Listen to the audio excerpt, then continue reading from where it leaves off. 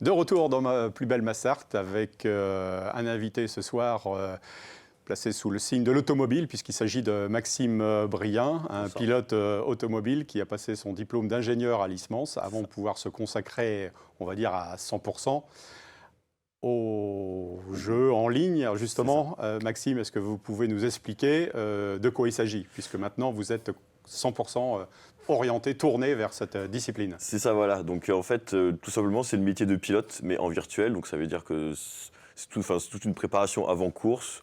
On a des ingénieurs qui travaillent avec nous, on fait des compétitions un peu. Moi, je suis sur la plateforme e-racing. Et sinon, je travaille aussi avec Peugeot Sport, qui, eux, font les virtuels Le Mans Series. Donc, c'est les championnats du monde d'endurance, mais en virtuel. On va y venir justement aux collaborations, puisqu'il n'y a pas que Peugeot Sport, il y en a d'autres aussi. Mais avant d'en arriver là, voilà, vous vous êtes mis à l'e-sport il y a combien de temps pour de bon, on va dire, parce que vous poursuiviez vos études d'ingénieur à l'ISMANS, ici au Mans, mais c'était la piste privilégiée avant de vous consacrer au sport automobile. Alors, j'ai commencé par le karting de 2008 à 2011. Pour de vrai, là, c'était pour de vrai, c'est ouais, ça, c'était de l'expérience piste. Ouais. Et ensuite, je suis allé du coup au lycée, puis après j'ai intégré l'école d'ingénieur ISMAN. Donc j'ai obtenu mon diplôme l'année dernière. Et pendant cette école d'ingénieur et même avant, je roulais en fait chez moi sur je jouais aux jeux vidéo de sport auto, on va dire, sur e-racing. Et j'ai du coup, et à la fin j'ai acquis un certain niveau. Et du coup, après mon diplôme d'ingé, j'ai pu m'y consacrer à temps plein. Ouais. Pourquoi l'e-sport? Parce que vous n'avez pas pu être pilote automobile, vous avez tâté un peu le terrain, mais vous vous êtes rendu compte que ça coûtait c'est surtout cher. un problème de coût, c'est ça. Donc j'ai toujours la passion d'être pilote, donc je me suis entraîné chez moi du coup, sur des jeux, et puis aujourd'hui j'ai réussi à avoir la compétence du coup piste avec le karting, diplôme d'ingénieur et e-sport, ce qui m'a permis d'avoir des collaborations comme aujourd'hui. Alors l'e-sport, justement aujourd'hui, vous aviez participé aux 24 heures notamment. C'est ça, voilà. E-sport, et à quel genre de discipline, quelle course, quel championnat vous participez maintenant en 2023, puisque vous vous consacrez totalement à cette activité? Alors j'ai diverses compétitions sur la plateforme e-racing avec mon équipe e-sport, donc pas Peugeot, c'est la Apex Racing Team sur laquelle je concours. Sinon, là en ce moment, je participe au IMSA Sport, donc c'est le championnat américain d'endurance. D'accord. Là, on voit des images à l'écran. On vous voit à l'œuvre, justement, oui. Parce que vous travaillez sur 2 écrans, hein, c'est ça? J'en ai 3. 3 écrans maintenant. 3 écrans pour être bien embarqué. D'accord. Et je participe aussi au virtuel Le Mans Series, donc comme je l'ai dit, c'est le championnat du monde d'endurance en virtuel avec Peugeot Sport. Là, c'est le circuit du Mans. C'est ça, voilà. Est-ce que les temps, justement, que vous réalisez, vous, dans votre fauteuil, sont à peu près les mêmes, avec la même voiture? Là, on peut parler de l'hypercar. C'est ça. La 9X8 Peugeot. Alors, elle n'est pas encore sortie, mais c'est vrai que les temps qu'on arrive à faire sont assez similaires, parce que maintenant, les simulations sont tellement développées que c'est pratiquement comme si on conduisait une vraie voiture. Ah oui, carrément. On a tout, le matériel, la retranscription du jeu dans le volant, on est très très proche de la réalité. Quand on est pilote professionnel, on s'entraîne combien d'heures par semaine, voire par jour peut-être?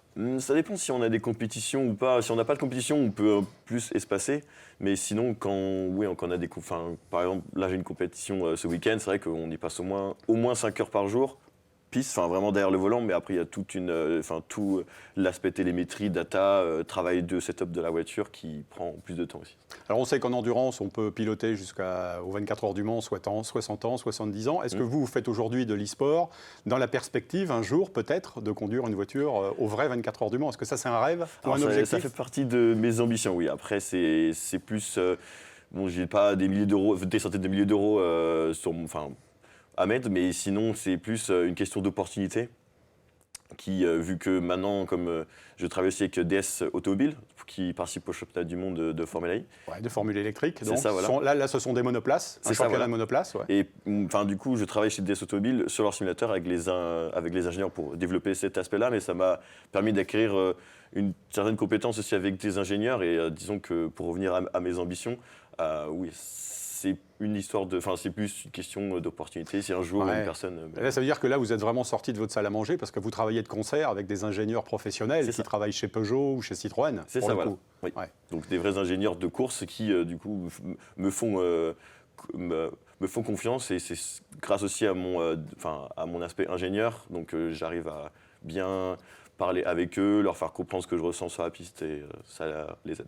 Et justement, parce que il y a aussi la notion de mixité dans les équipes. Vous êtes un professionnel de l'e-sport, mais vous faites équipe avec des vrais pilotes professionnels. C'est ça, ça m'est arrivé de pouvoir voir Jean-Éric Vergne et Stoffel Van Dorn qui, eux, roulent dans la vraie voiture. Et c'est vrai que c'est toujours sympa de pouvoir partager un peu d'expérience avec eux. Qu'est-ce que vous pouvez leur apprendre à eux, justement? Pas grand-chose, honnêtement, mais disons que, que le travail que je fais avec eux les aide pour préparer leur course. Pour voir comme ça. Eux, ils font la préparation, sur le simulateur, ils font la préparation, leur préparation de course. Moi, avant, je fais le travail en amont qui est de préparer un peu le stop de la voiture, préparer le simulateur plutôt. Et c'est un métier aujourd'hui, vous pouvez en vivre, vous espérez en vivre Alors actuellement j'en vis, c'est vrai que grâce à mon travail avec Death Automobile, mais c'est vrai que niveau sim racing e-sport, ce n'est pas ce qui, je peux dire, entre guillemets, rapporte le plus, parce que c'est pas encore développé comme certains jeux e-sport. Et disons que il y a quand même des compétitions qui permettent de pouvoir bien en vivre. D'où les Virtual Le Mans Series. Ouais, sans vouloir pénétrer trop profondément dans la technique, mais au niveau des pneus, au niveau de la consommation d'essence, là aussi, vous êtes capable aujourd'hui technologiquement de vous rapprocher de la vraie réalité, quoi. Ah oui, on a le vrai réservoir, donc ça dépend de la voiture, mais sinon on a l'usure des pneus, la consommation d'essence. Donc en course d'endurance, c'est un facteur important parce qu'il faut pouvoir préserver les pneus pour les emmener les plus loin et les garder performants. Pareil pour l'essence, pour pouvoir gratter quelques tours sur un relais pour espérer gagner du temps en fin de course. Est-ce qu'au niveau du ressenti, la Force G, vous ressentez aussi des choses, même si c'est moins important que lorsqu'on est à bord d'une vraie voiture, mais il y a quand même un travail physique, on va dire? Physique, oui. Donc c'est plutôt le force feedback que nous avons dans le volant. C'est vrai qu'on n'est pas sur des simulateurs sur V1. Et donc c'est plutôt, c'est toute la retranscription dans le volant qui est importante. Enfin, c'est important de bien la régler avant une course ou juste pour les entraînements, puisque c'est ce qui va nous aider à bien pouvoir sortir la voiture pour pouvoir bien la régler. Maxime, merci beaucoup. Le prochain objectif, il y aura les 24 heures peut-être en 2024. On espère, on n'a pas encore des informations, mais on espère que normalement ça devrait se faire sur leur nouveau jeu. Donc je vais pouvoir participer à ce championnat avec la Peugeot 9X8 cette fois, qui va être en live. Rendez-vous est pris. Merci Maxime. Merci à vous. Merci à vous de nous avoir suivis dans ce nouvel opus de Plus belle Massart. On se donne rendez-vous dans une semaine avec une petite balade du côté de Courcival. Bonne fin de soirée à tous. Merci.